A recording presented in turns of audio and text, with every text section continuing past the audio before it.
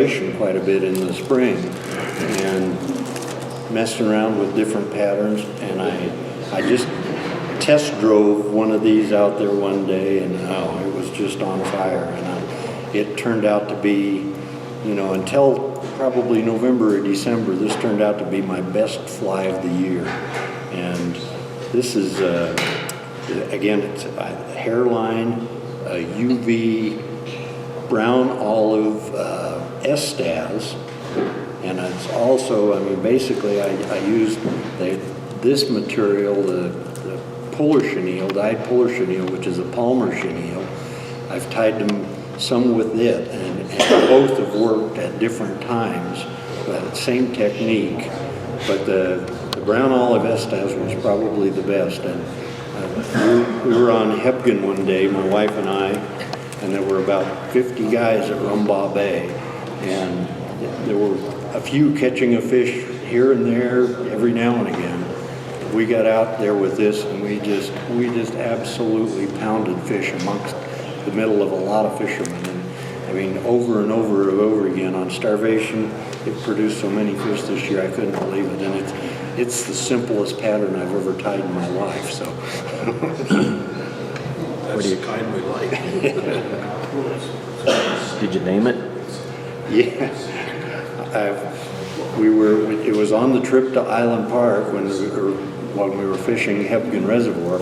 I have a nephew that works for Thiokol or ATK, whatever it is called now, and he is literally a rocket scientist. So I was sitting around tying up a bunch of these because we'd used them, and I needed some more for the lake.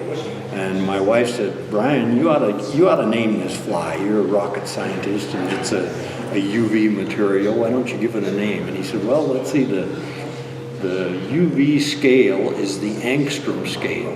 So this is the Angstrom 300, and this is the Angstrom 400. See, you were starting out real simple, which was good for Whittlesey, but now you may have ruined it.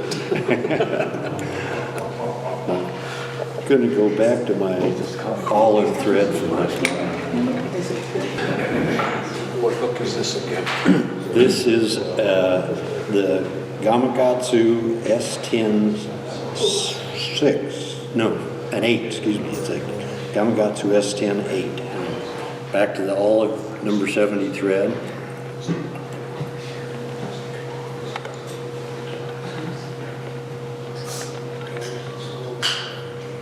This fly is so easy, it's almost a joke, but honestly, it's been amazing for me for this last year.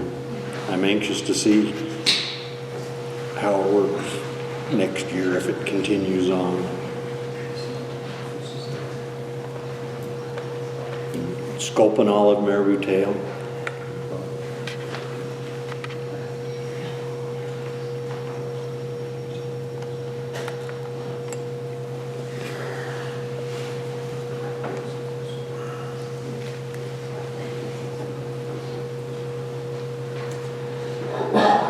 I like to tie in a fairly good piece of it because it has a tendency to pull apart fairly easy.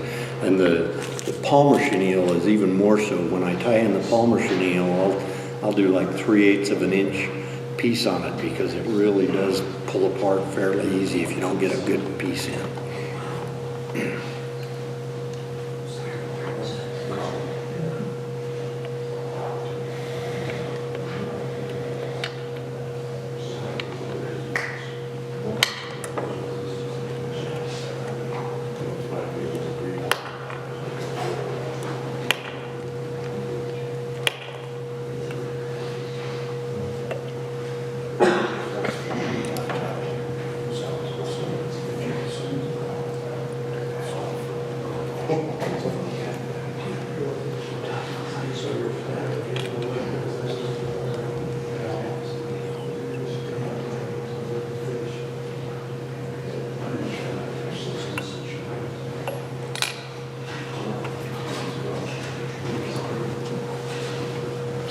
I could make money tying flies if they were all like this.